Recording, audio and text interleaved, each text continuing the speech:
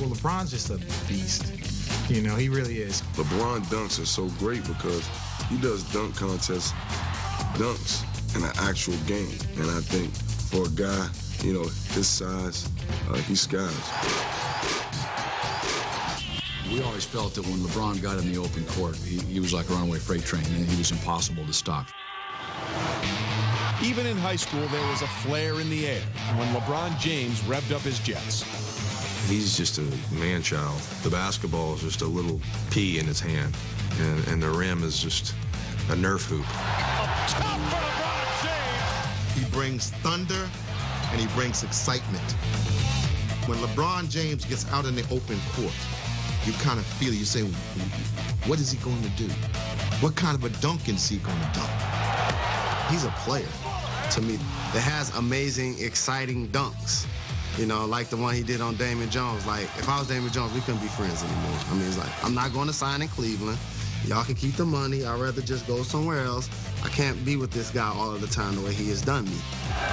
So those are the kind of dunks that end friendships.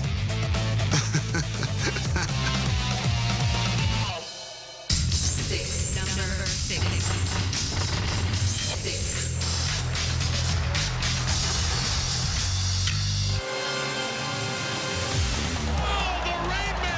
Shawn Kemp, he was kind of my era when he was young. You never think he was going to get to the rim from how far he took off, and the way he threw him down was amazing. He kind of transcended the game with his, the way he ran the floor, the way he was sliced to the basket, the way he was fearless.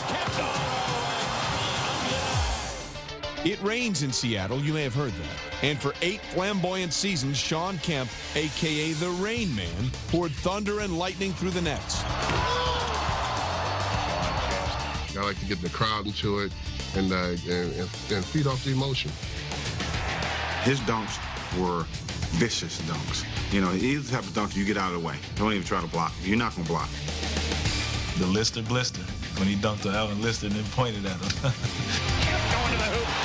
Wow! Now that is attacking the basket. It's like he lost his balance on purpose just so he can lean back and point at him. At that time, we had this slogan going around Seattle, not in our house, and that was my statement.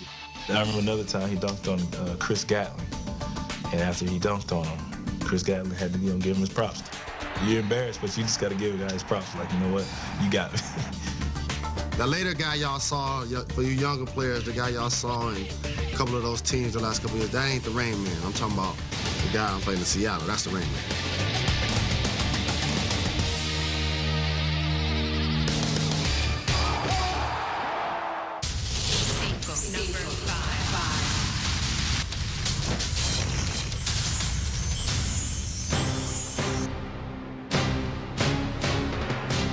Clyde was a great dunker. He had a high vertical leap. He was a slasher type guy that could come in and glide and take off from pretty far.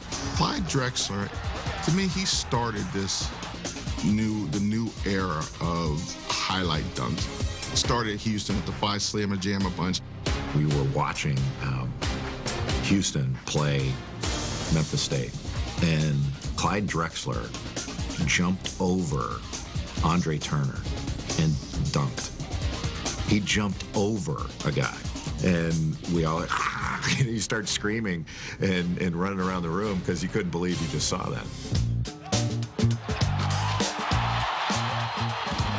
Clyde could dunk like Michael Jordan, but it wasn't dynamic. It was Clyde, the glide, and it was smooth. And it fit in with him in reference to how he played the game. He looked like he could walk on air. He just floated to the basket. And it looked like he always would keep floating when he took off.